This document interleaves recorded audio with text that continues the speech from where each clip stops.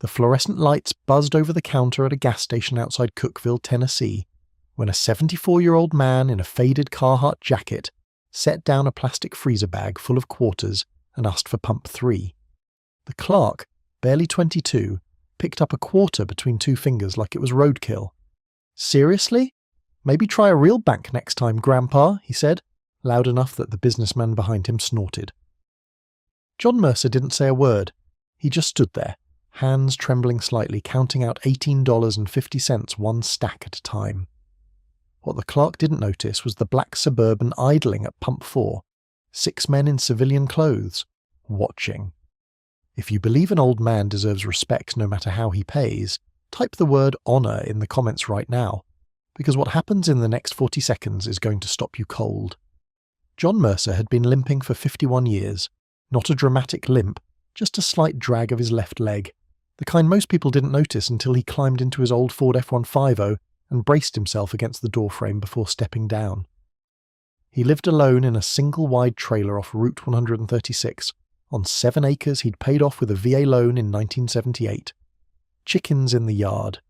A garden he still tended with a hand trowel, because his back couldn't take a shovel anymore. His wife Margaret had passed 11 years ago, cancer, and he still kept her reading glasses folded on the nightstand like she might need them in the morning. He drove into town twice a week, once for groceries, once for gas, and that Tuesday evening, with the temperature dipping toward 38 and the sky bruised the colour of old copper, he'd come into that gas station carrying a freezer bag full of quarters because his pension check didn't hit until Thursday, and his truck was running on fumes. He'd been saving the change for 8 months. Every nickel and quarter he found in the couch, in the washer, on the gravel road to the mailbox. He'd never asked anyone for anything in his life. His hands, resting on the counter, were not the hands of a man who had lived an easy life. The knuckles were enlarged. The right thumb was crooked in a way that suggested it had been broken and set without a doctor. A faint scar ran along the base of his neck, just above the collar of his thermal shirt, pale and precise, like something that had been stitched by someone who did it for a living. And in the parking lot 40 feet away, a man in the passenger seat of a black Suburban lowered a pair of binoculars, turned to the driver, and said only 3 words. "It's him, confirmed." The gas station was called Carlton's Fuel and Feed, and it had been sitting at the corner of Route 136 and County Road 9 since 1962. Half convenience store, half feed depot, it still sold live bait out of a cooler in the back and penny candy in glass jars on a shelf by the register. The owner, Earl Carlton, was 71 and only came in on weekends now. His grandson Tyler had been running the weekday evening shifts for about 6 months. Tyler was 22. He had a TikTok account with 41,000 followers, a haircut that cost more than John's entire wardrobe, and a habit of narrating his shift to an invisible camera in his head. He thought he was going places. On that Tuesday night, the store was busier than usual. A school bus driver was waiting for a coffee. 2 women in scrubs were picking out microwave burritos on their way to a nursing shift. A trucker in a John Deere cap stood by the chip rack, half listening, half reading the back of a beef jerky bag. And behind John in line, a middle-aged man in a grey suit tapped his foot impatiently, checking his phone every 5 seconds like it owed him money. Outside, the black Suburban had pulled into pump 4 almost 20 minutes earlier, but no one had gotten out to pump gas. The 6 men inside had tinted windows and discipline. They wore jeans, work boots, Carhartts and flannel, nothing that would draw an eye. But if you'd looked closely at the way they moved, at the way their eyes tracked every vehicle coming in and going out, at the way one of them always kept a hand resting near his waistband, you'd have understood something most people in Cookeville would never guess.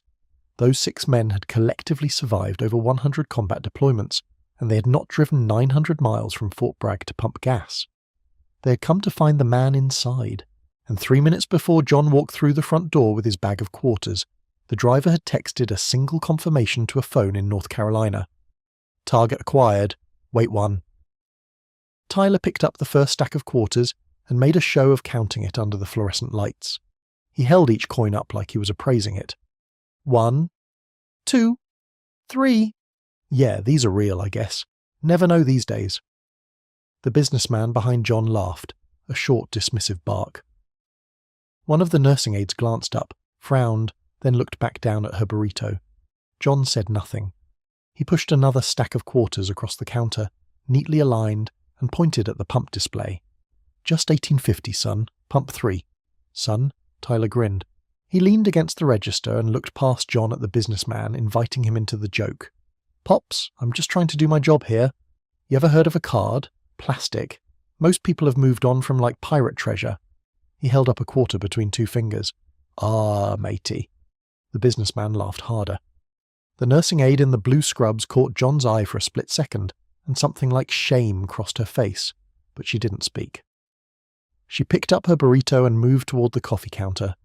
John kept counting. His hands shook, just a little. Not from fear, not from age, from something else entirely. Something that had started 51 years ago in a place called Quang Tri and had never fully stopped. He pushed another stack forward. $4, Tyler sighed theatrically. Okay, let's just do this." He started picking up quarters with an exaggerated care, dropping them into the register one at a time with little plink sounds, narrating as he went. "1 quarter for Grandpa, 2 quarters for Grandpa. This is my life now." The businessman was openly laughing. The trucker at the chip rack looked over, frowned, and looked away. John felt the warmth of embarrassment climbing his neck. Not for himself. He'd been called worse by better men in worse places. The embarrassment was for Tyler, for a country that had let a boy grow up thinking this was funny. He said nothing. He counted quarters. The line behind John had grown to 5 people. The businessman behind him had started muttering loud enough for everyone to hear. "Jesus Christ, is this actually happening? I've got a flight at 6. I've got a flight at 6 a.m. He said it like the information alone should part the crowd. The nursing aide, Darlene, the name stitched on her scrub top, was back in line now, holding a coffee and a burrito, watching the interaction with a tightness in her jaw. Tyler seemed to feed off the audience. He started moving even slower, picking up each coin with 2 fingers, rotating it, examining it. "Gotta make sure it's not a Canadian one, you know? Can't accept those. Canadian quarters, that's fraud." He winked at the businessman. "It's not Canadian," John said quietly. "Oh, he speaks," Tyler laughed. "Look, Pops, I'm not trying to be a jerk, okay? I'm really not. But maybe next time just ask your kids to help you out, huh? Or your grandkids? Somebody with a debit card? Because this?" He gestured at the pile. "This is holding up my entire evening." John didn't have kids. Margaret and he had tried for 11 years. She'd miscarried 4 times. They'd talked about adopting, but by the time they'd been approved, she was sick, and then she was gone. He didn't tell Tyler any of this. He pushed another stack of quarters forward. Outside at pump 4, the back passenger door of the Suburban opened. A man got out. He was in his early 50s, wearing a grey Carhartt jacket and work boots.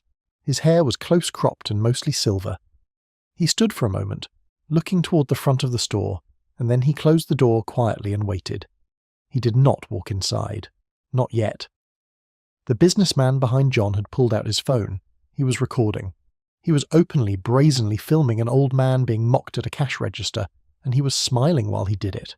What none of them understood, not Tyler, not the businessman, not Darlene with her shame-tight jaw, was that the man who had just stepped out of that Suburban had once buried a friend with his bare hands in a jungle 6,000 miles from home, and the only reason he had lived to do that was because the old man counting quarters had carried him for 2.5 miles with a bullet in his own thigh.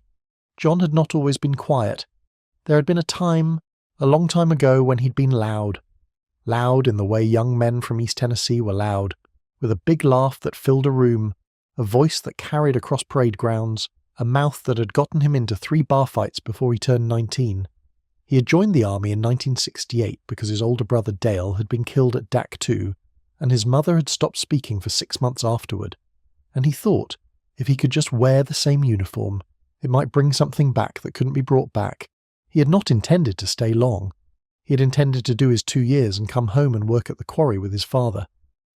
But something about him had caught the attention of a recruiter at Fort Benning, and by 1970 he was doing things that the army didn't write down in any paperwork he was ever given. By 1974 he was part of a unit that didn't officially exist, and by 1977, when the army quietly formalized a new kind of special operations force, John Mercer was one of the first men selected for it. The unit had no public name for years. Later, civilians would call it Delta Force. He had led teams in places the American public still didn't know about. He had been wounded 4 times. He had lost 7 men under his command across 22 years of service, and he had written a handwritten letter to every single one of their mothers. He still remembered every name. He still dreamed about them sometimes. He had retired in 1994 as a Command Sergeant Major with a Distinguished Service Cross, 3 Silver Stars, 5 Bronze Stars with V devices, 4 Purple Hearts, and a locked metal box in the back of his closet that he hadn't opened in 9 years. He also had $18.50 in quarters on a gas station counter, and a 22-year-old boy making fun of him in front of strangers. And as he counted, he thought about his wife, about the way Margaret used to say, "Pride is what you do when no one's watching, John. Everything else is just noise." He kept counting. He did not look up. It happened because Tyler got bored. He had counted out $12 of the pile, and the remaining quarters were arranged in neat stacks on the counter, and the line behind John was now 7 people deep, and Tyler was losing his audience. The businessman had stopped laughing and was just staring at his phone, still recording but no longer grinning. Darlene had set her coffee down and was standing with her arms crossed. The trucker had stepped closer to the counter without realizing it, so Tyler decided to escalate. He picked up one of the stacks of quarters, a full dollar's worth, and he flicked his wrist and scattered them across the counter. They rolled in every direction. 2 fell off the edge and clattered on the linoleum floor. "Oops," Tyler said, grinning again, the grin finding its feet. "Better pick those up, Gramps. Can't pay with what's on the floor." The store went very still. John looked down at the quarters on the floor. Then he looked up at Tyler. For the first time since he had walked through the door, he looked Tyler directly in the eye, and what Tyler saw there made his grin falter for a fraction of a second before he forced it back. It was not anger. Anger would have been easier. It was a kind of patient, settled sorrow, the look of a man who had seen so many things worse than this, that it was almost a comfort to be standing in a gas station in Tennessee, having his money thrown on the floor. John slowly, carefully, bent down. His left knee popped audibly. His hand gripped the edge of the counter as he lowered himself. He began to pick up the quarters. At pump 4, the driver's door of the Suburban opened, then the rear passenger door, then the front passenger door, then the other rear door. 4 more men stepped out into the cold Tennessee night. They closed their doors quietly, no slamming, nothing that would draw attention yet, and they began to walk, in a loose but deliberate formation, toward the front of the store. Behind them, the grey-jacketed man who had exited first fell into step. 6 men, moving as one, and the man in the front, walking slightly ahead of the others, had tears in his eyes that he was not bothering to wipe away. The bell over the door chimed. 6 men walked into Carlton's Fuel and Feed in a single silent wave. They did not speak. They did not look around. They moved directly toward the register with the kind of coordinated ease that comes from 1,000 repetitions. Tyler, who was mid-sentence, "Hurry up, Grandpa, this ain't an archaeological dig," looked up. His voice died in his throat. The line of customers turned to look. The businessman lowered his phone. Darlene, the nursing aide, took a half step back, her hand coming up to her mouth without her knowing why. The man in front was the one with the grey Carhartt. He was about 6'1", broad through the shoulders, with a kind of weathered, sun-carved face that belonged on a mountain. His eyes were locked on John's back. He did not look at Tyler.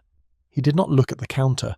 He walked straight up to John, who was still crouched picking up quarters, and he stopped 3 feet behind him and he said, in a voice that was low and rough with something that was not quite a sob, "Top, stand down. We got it." John froze. The word hung in the air. Top, short for top sergeant, a term of deep respect used inside certain units to address a senior non-commissioned officer who had earned the address the hard way. It was not a word a civilian would ever use. It was not a word you said to a 74-year-old man paying in quarters at a gas station unless you meant something very, very specific. John slowly straightened. His left knee popped again. He turned around. And when he saw the man standing behind him, something happened in his face that Tyler would later describe as like watching someone remember how to breathe. His eyes went wide, his mouth opened slightly, and he said in a voice as quiet as a prayer, "Gaza." The man in the grey jacket nodded once. A tear slid down his cheek into the stubble of his beard. "Yes, Top, it's me." The 5 men behind Gaza stepped up in a loose semicircle, flanking John, blocking him from the counter, from the line, from Tyler's view. One of them was in his 40s, 2 were in their late 30s, 2 looked to be barely 30. Every one of them was standing at a kind of parade rest that Tyler did not know the name of, but instinctively recognized as something serious. Tyler, to his credit, tried to recover. Hey guys, so, we're kind of in the middle of a transaction here. If you could just get in line. Garza turned his head, slowly, like a man turning a tank turret. He looked at Tyler for the first time since entering the store. He did not speak. He simply looked at him.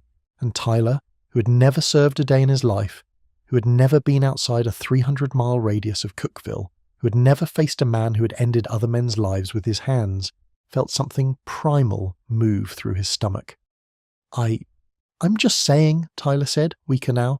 The old man's paying in change, and What's your name? Garza asked. His voice was soft. That was the terrifying part. It was soft. Tyler Carlton. Tyler Carlton. Garza repeated it like he was saving it. Tyler, I'm going to ask you to do one thing for me. I'm going to ask you to be quiet for the next 90 seconds. Can you do that for me? Tyler nodded. He could not remember how to speak. One of the younger men, tall and lean with a shaved head and a long pale scar down his left jaw, reached into the inner pocket of his jacket. He withdrew a folded piece of fabric, deep green, embroidered with a gold arrowhead and a thunderbolt and a Latin phrase around the edge that Tyler could not read. He laid it, carefully, reverently, on the counter in front of John, on top of the scattered quarters. The businessman behind John had stopped breathing. He was no longer filming. His phone hung at his side. Darlene the nurse had started crying, and she did not know why. John reached out with one trembling knotted hand, and he touched the patch with the tips of his fingers, lightly, as if it might burn him. And Tyler, still behind the counter, still holding a quarter between his finger and thumb, watching this 74-year-old man he had been mocking for 6 minutes touch a piece of fabric like it was a holy relic, felt the first cold trickle of understanding begin to crawl up his spine. He did not yet understand what he was looking at, but he understood now that he had made a mistake. He did not yet know how big. Garza turned to the line of customers. He spoke calmly, but his voice carried to every corner of the store. Ladies and gentlemen, I apologize for the delay. My name is Hector Garza. I'm a retired Sergeant Major, United States Army. The man at the counter is my former team leader. If you would give us a moment of your time, we'd be grateful. No one moved. No one spoke. The businessman, who had a flight at 6 a.m., slowly put his phone in his pocket. Garza turned back to Tyler. Tyler, can I tell you who the old man is? Tyler nodded. He was still holding the quarter. This man, Garza said, placing his hand gently on John's shoulder, is Command Sergeant Major John Thomas Mercer, retired. He served this country for 26 years. Most of it was in the unit whose name I'm not at liberty to discuss in a public building. But I'll tell you what I am at liberty to discuss. In 1993, in a city called Mogadishu, in a country called Somalia, this man carried me, on his shoulder, with a bullet through his own thigh, for 2.5 miles through hostile streets to a helicopter extraction point. I was 23 years old. I had a wife I hadn't told I was deploying. He saved my life. He has saved, by my count, at least 19 other men's lives over the course of his career, and those are only the ones I personally know about. Tyler had started to sweat. Garza went on. His voice had taken on a quality that was no longer soft. He has 4 Purple Hearts, young man. Do you know what a Purple Heart is? It's a medal you get when a country's enemy hurts you badly enough to leave a scar. He has 4 of them. He has a Distinguished Service Cross, which is the second highest award for combat valor this nation gives. He has 3 Silver Stars. He has 5 Bronze Stars with V devices. He was personally commended by 3 different presidents of the United States. He was offered a commission to full colonel in 1988, and he turned it down because he didn't want to leave his men. Garza paused. He looked down at the pile of quarters. He's paying in quarters tonight because his VA pension doesn't land until Thursday, and he didn't want to ask anyone for help, because in 51 years of his life he has never once asked anyone for anything, and you laughed at him. The silence in the store was enormous. Darlene was openly weeping. The businessman was staring at the floor. The trucker, who had not left after all, had removed his John Deere cap and was holding it in both hands against his chest. Garza was not finished. Tyler, I want you to understand something. The 6 of us did not just happen to be at this gas station. We drove here, from Fort Bragg, North Carolina, 904 miles. We've been driving since 3 o'clock this morning. We're here because next Saturday in Washington, D.C., the President of the United States is going to place a Presidential Medal of Freedom on this man's chest, and then he's going to be added to a roll of honor that only a handful of living Americans belong to. We are his team, the men he trained, the men he saved.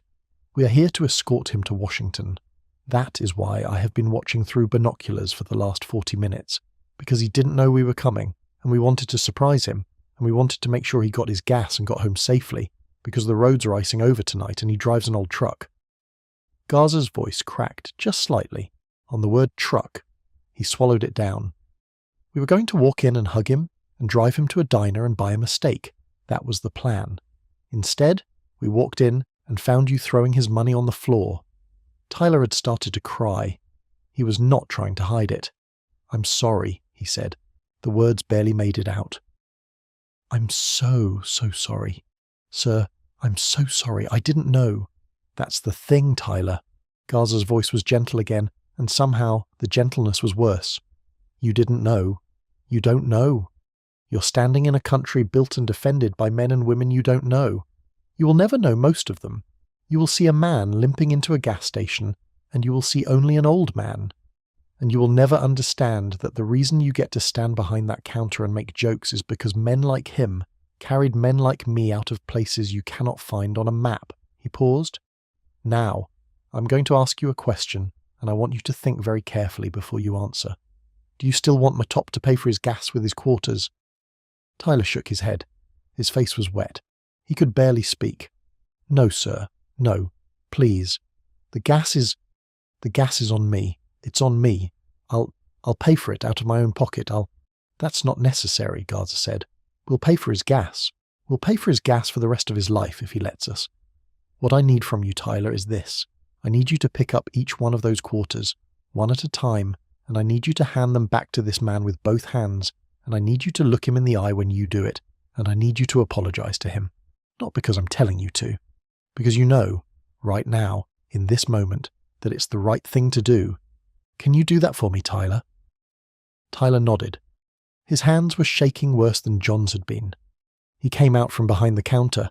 He walked slowly to the spot on the floor where 2 quarters had rolled, and he knelt down and he picked them up. His knees made no sound. He was 22 years old.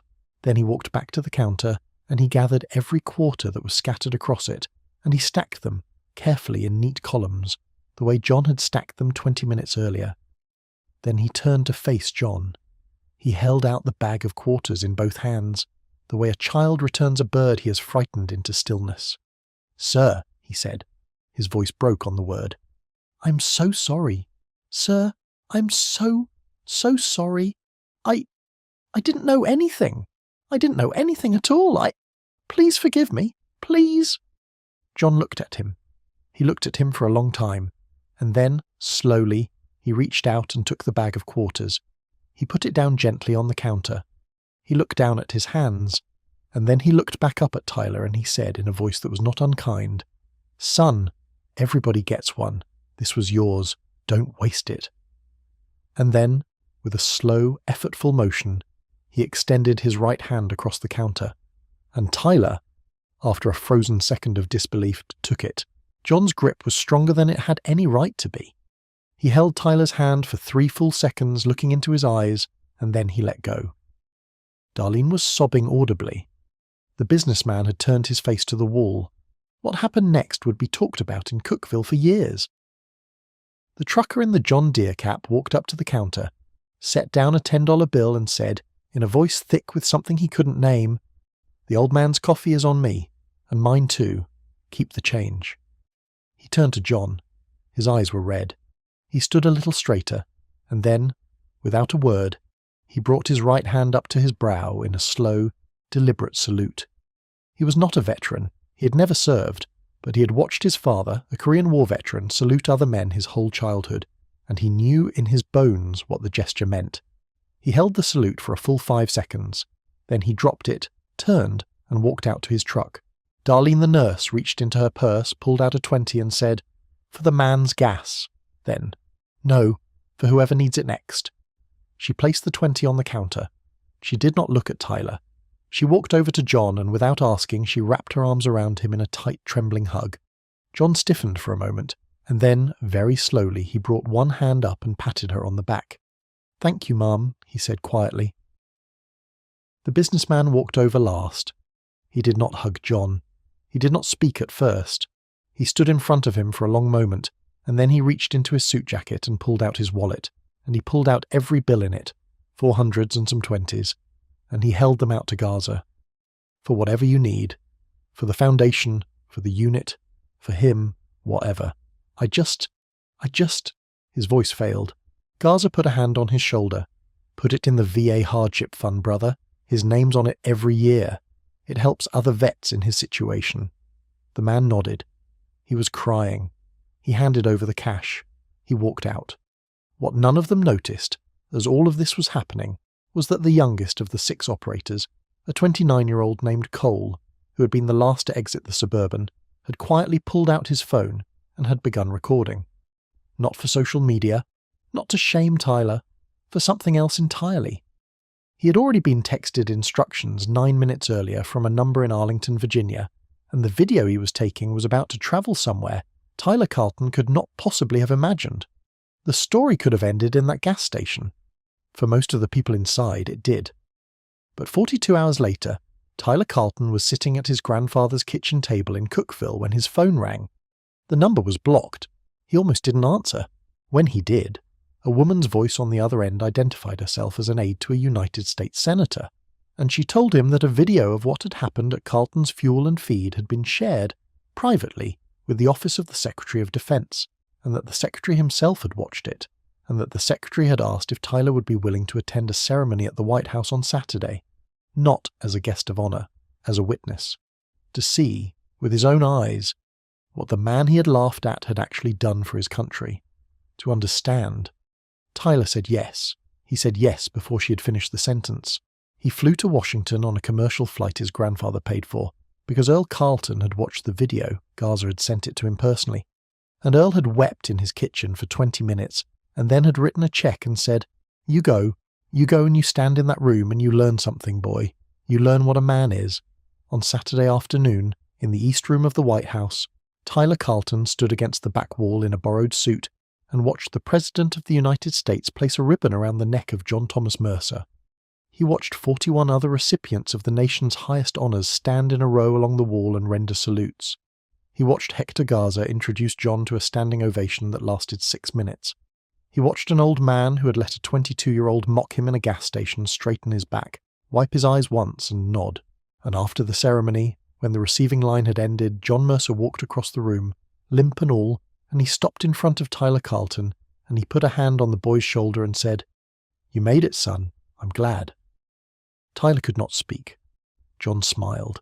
The smallest, tiredest, kindest smile, and he moved on. 3 weeks later, Tyler enlisted in the United States Army. His recruiter would later say it was the easiest paperwork of his career. John Mercer still lives in the single-wide trailer off Route 136. He still drives the old Ford. He still tends the garden with a hand trowel. The Medal of Freedom hangs in a shadow box on the wall of his living room, next to a photograph of his wife Margaret, who would have been proud of him and would also have said that she already was, long before any president knew his name. He still buys his gas at Carlton's Fuel and Feed. Earl Carlton refuses to let him pay. John leaves the money on the counter anyway in quarters, because it is the only way Margaret raised him to do things. Earl scoops them into a glass jar labelled VA Hardship and empties it into the fund every month. There is a lesson here, and it is not a new one, but it is one this country seems determined to have to relearn every generation. The man in front of you in line may have carried other men out of places you cannot imagine. The woman holding up the pharmacy line may have stitched wounds in field hospitals that no one ever wrote a book about. The old man counting quarters may have given more to his country than his country has ever given back. We do not know who is standing next to us. We almost never do. And the only safe assumption, the only one that costs us nothing and gives us everything, is respect. John Mercer never asked for anything. He did not ask for the medal. He did not ask for the ceremony. He did not ask for Tyler Carlton's apology. He accepted them the way he had accepted everything his entire life, quietly, with dignity, and with both hands. If this story meant something to you, If it reminded you of a father, a grandfather, a neighbour, a man in line at a gas station you almost didn't see, hit subscribe. Leave the word honour in the comments for John Mercer. Share this video with someone who needs to hear it. And the next time you see an old man counting quarters at a counter, remember, you're almost certainly in the presence of more courage than you will ever know. Thank you for watching.